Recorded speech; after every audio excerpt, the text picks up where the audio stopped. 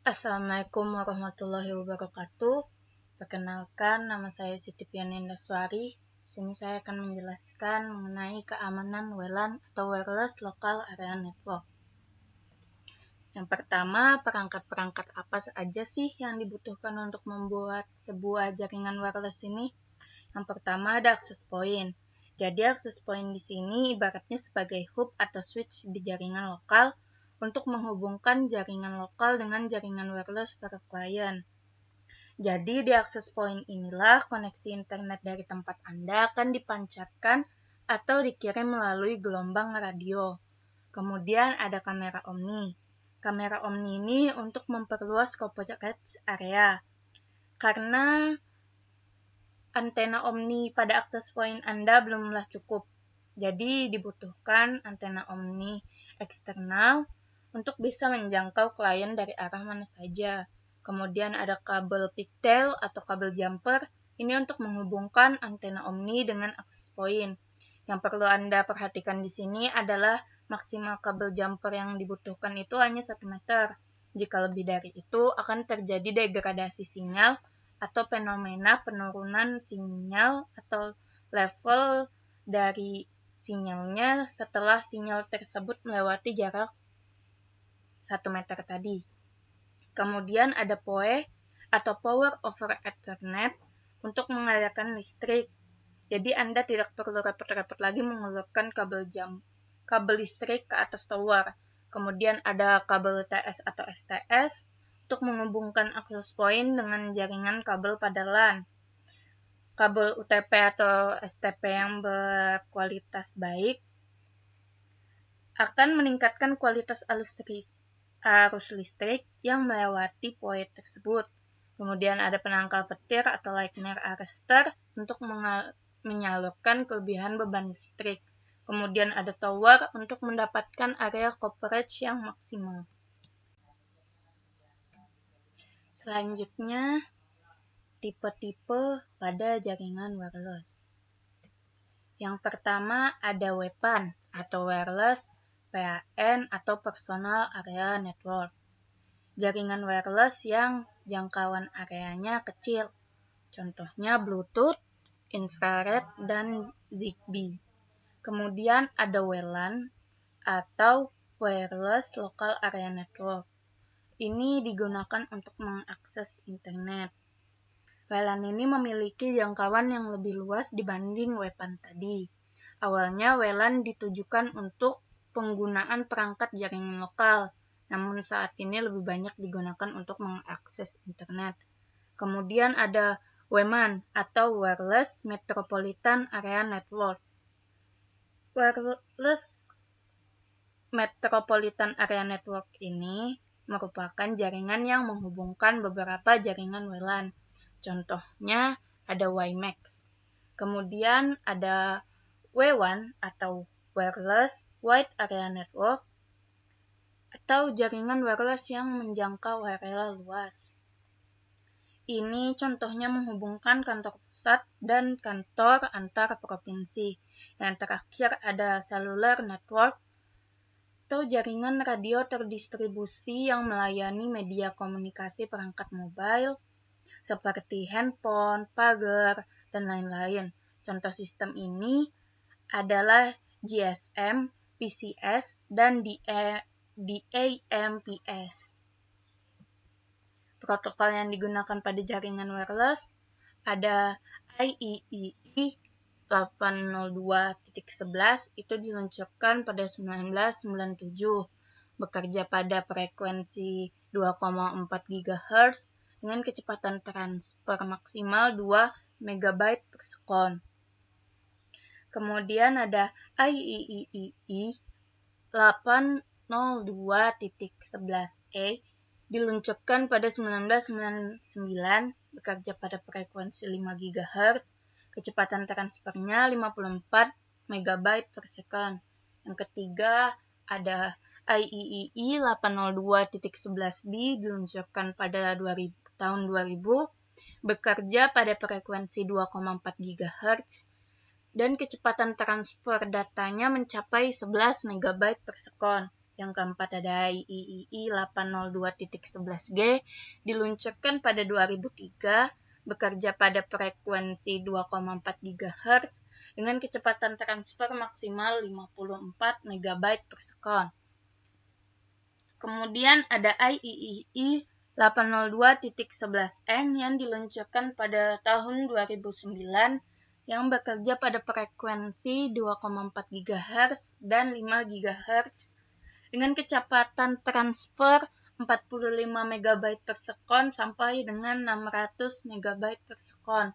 Yang terakhir ada IEEE 802.11ac yang diluncurkan pada 2013, bekerja pada frekuensi 5 GHz dan kecepatan transfer maksimal mencapai 1 GB per sekon. Selanjutnya, jaringan kabel atau jaringan wireless. Yang memiliki keamanan lebih tinggi itu jaringan kabel. Kenapa? Karena yang pertama, jaringan kabel itu terhubung langsung, sehingga bisa selalu terpantau. Selain itu, jaringan wireless juga mudah dihack. Selain itu lagi, jaringan wireless juga rentan terhadap serangan karena sinyal radionya dapat diterima dengan mudah oleh pengguna komputer lain. Serangan-serangan pada jaringan wireless local area network ini apa aja sih? Yang pertama itu ada jamming, atau gangguan yang menyebabkan kemacetan pada saat penerimaan atau pengiriman data. Jamming ini juga sering disebut denial of service attack atau DOS attack. Jadi, penyerang membangkitkan satu frekuensi yang sama dengan frekuensi WLAN dengan daya atau power yang lebih besar daripada daya WLAN existing, sehingga menyebabkan komunikasi antar AP dan klien itu terputus. Yang kedua, ada passive attack atau eavesdropping, atau serangan yang tidak membahayakan terhadap suatu sistem. Penyusup dengan kategori ini tidak terlalu membahayakan karena tidak merusak jaringan. Namun, bagi perusahaan akan sangat merugikan karena akan mengetahui informasi yang ada di jaringan internetnya yang sebenarnya hanya boleh diakses oleh karyawan setempat. Kemudian ada active attack atau serangan yang lebih berbahaya dibanding passive attack.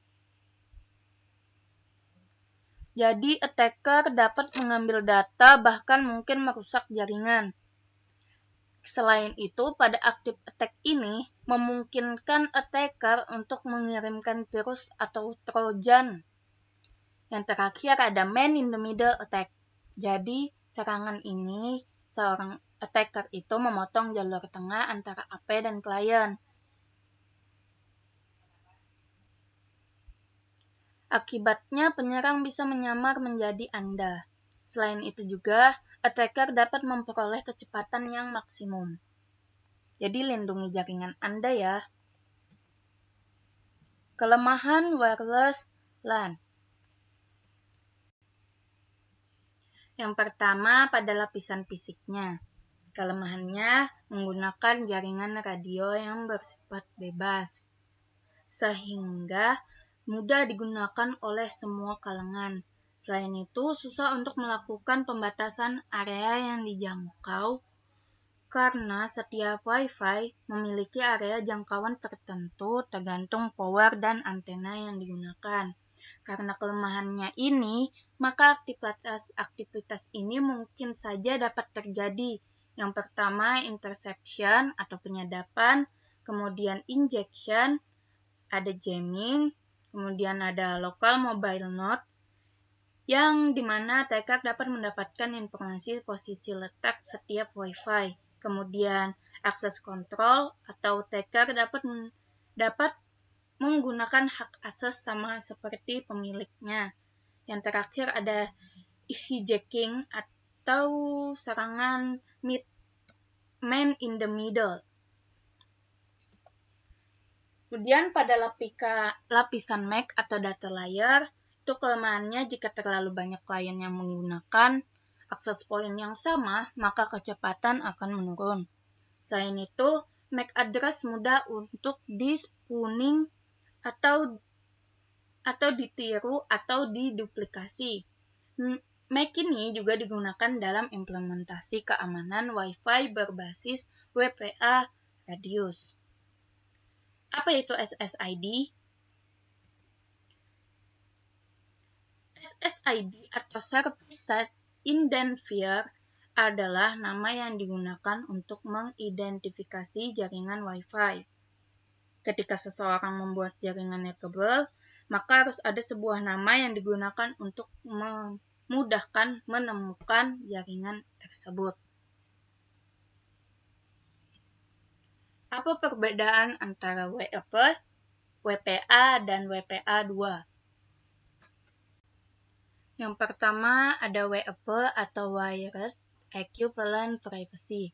Ini merupakan tipe keamanannya kabel yang pertama dan dianggap paling tidak aman dari semua protokol. Meski mudah diretas, WEP masih menjadi pilihan yang paling banyak digunakan sampai sekarang. WEP menggunakan 64 bit dan 128 bit yang hanya boleh memasukkan 0-9 dan A-F atau heksadesimal. Kepanjangan key bergantung jenis security yang ada. Jika 64 bit, maka Anda akan memasukkan 10 key dan untuk 128 bit, Anda harus memasukkan 26 key, tidak boleh kurang dan tidak boleh lebih. Yang kedua ada WPA atau Wi-Fi Protected Access. WPA hadir sebagai penerus WEP akibat kelemahan dari sistem tersebut. WPA didesain dengan komponen Enkripsi Temporal Key Integrity Protocol yang kemudian diganti dengan Advanced Encryption Standard. Namun, WPA masih mengadopsi beberapa fitur dari WEP sehingga protokol ini juga dianggap tidak aman. Yang terakhir ada WPA atau Wi-Fi Protected Access 2 yang merupakan penerus dari WPA. WPA2 ini menggunakan algoritma IES dan CCPM atau Context Cipher Model with Block Signing Message Authentication Code Protocol sebagai pengganti TCP/IP. Hal inilah yang membuat WPA2 menjadi protokol paling aman dibanding WPA dan WEP. Panjang key adalah 8-63. Anda boleh memasukkan sama ada 64 heksadesimal atau ASCII seperti biasa. Mana yang lebih aman antara ketiganya? Yang paling aman pasti Wi-Fi Protected Access 2. Karena sudah memakai CCPM atau Context Cipher Model with Block Signing Message Authentication Code Protocol. WEP itu masih rentan dan banyak hal minusnya. WPA juga masih rentan walaupun sudah menggunakan IES atau Advanced Encryption Standard. Alat-alat bantu untuk melakukan penyerangan pada jaringan WLAN. Yang pertama ada NetStumbler. Ini merupakan sebuah aplikasi atau software yang berfungsi sebagai pendeteksi sinyal Wi-Fi di PC atau laptop. Kemudian ada Kismet atau program scanning sinyal Wi-Fi yang biasa digunakan untuk mendeteksi jaringan yang tersembunyi. Kismet juga merupakan tool yang digunakan untuk melakukan penyadapan. Kismet hanya berlaku untuk OS Linux. Yang kemudian ada SpaceTumbler, salah satu program terbaik yang dinilai oleh pengguna untuk mencari jaringan nirkabel di tempat-tempat tertentu. Namun para pengguna tersebut terbiasa menggunakan NetStumbler di Windows XP. Kemudian ada Chain, atau sebuah program recovery password sekaligus pengendus jaringan. Selain 4 itu ada Wiggle, ada Wireless Scanning and Enumeration, ada Wireless Sniper, dan ada Wireshark Wi-Fi. Teknik-teknik untuk mengamankan jaringan WLAN. Yang pertama itu menyembunyikan SSID. Hal ini membuat user mudah untuk menemukan. Karena jika tidak disembunyikan, hal ini membuat user mudah untuk menemukan jaringan kita. Kemudian ada MAC filtering. Dengan adanya ini, kita dapat menentukan siapa saja yang dapat terkoneksi dengan jaringan kita. Kemudian ada Captive Portal. Captive Portal merupakan router gateway yang melindungi atau tidak mengizinkan traffic hingga user melakukan autentikasi. User yang belum melakukan autentikasi berbasis web tidak akan mendapatkan akses internet kembali ke Captive Portal tersebut, kecuali ke Captive Portal tersebut. Kemudian ada mengisolasi wireless network dari LAN. Apabila ada permintaan dari user yang menggunakan wireless ke jaringan internal LAN, maka diperlukan autentikasi lagi. Yang terakhir, ada mengontrol sinyal wireless. Selain alat bantu untuk menyerang jaringan WLAN, ada alat bantu untuk mengamankan jaringan WLAN. Yang pertama ada Kismet atau Kismet juga bisa, ada Airtrack NG, ada Fortinet. Kemudian rekomendasi pengamanan jaringan WLAN. Yang pertama, tidak menggunakan WFH untuk enkripsi. Memisahkan jaringan wireless dengan LAN. Tidak menggunakan nama yang deskriptif untuk SSID atau access point. Daftarkan MAC address yang bisa menggunakan access point. Rubah kunci enkripsi secara periodik. Disable beacon packet. Tempatkan access point di tengah.